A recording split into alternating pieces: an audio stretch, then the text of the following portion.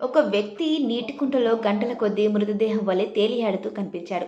ఇది గమనించిన స్థానికులు ఆందోళన చెందుతూ 108 సిబ్బంది మరియు పోలీసులకు సమాచారం ఇచ్చారు. వెంటనే వారు అక్కడికి చేరుకొని అతడు మృతి చెందాడనుకుని బయటకు తీస్తుండగా ఒక్కసారిగా లేచి నిలబడ్డాడు. దీంతో వారంతా అవాక్కయ్యారు. ఈ ఘటన ఉమ్మడి వరంగల్ జిల్లాలో జరిగింది. హన్మకొండలోని కోవెల్ల కుంటలో ఓ వ్యక్తి ఉదయం 7 గంటల నుంచి మధ్యాహ్నం 12 గంటల వరకు నీటిలోనే మృతదేహం వలె తేలియాడుతూ ఉండడంతో స్థానికులు గమనించి పోలీసులకు 108 సిబ్బందికి సమాచారం ఇచ్చారు. విషయం తెలుసుకున్న పోలీసులు 108 సిబ్బంది అక్కడికి చేరుకొని స్థానికుల సహాయంతో ఆ వ్యక్తి మృతి చెందాడనుకొని అతడికి కుంటలో నుంచి బయటకు తీస్తుండగా అతడు ఒక్కసారిగా లేచి నిలబడ్డాడు. అతడు బ్రతికే ఉండడంతో వారంతా అవాక్కయ్యారు.